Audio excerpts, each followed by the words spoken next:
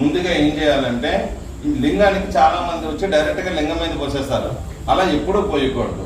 ఇక్కడ శివ కుటుంబం ఉంటుంది శివలింగం మీద.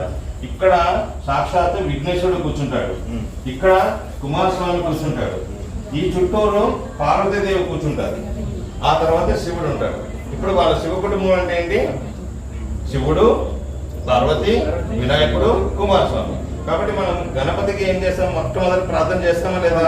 కాబట్టి మొట్టమొదటి నీళ్లు ఇక్కడ పోయాలి, గణపతికి పోయాలి. ఆ తర్వాత సుబ్రహ్మణ్యం పోయాలి, గణాధిపత్యం చేస్తారు.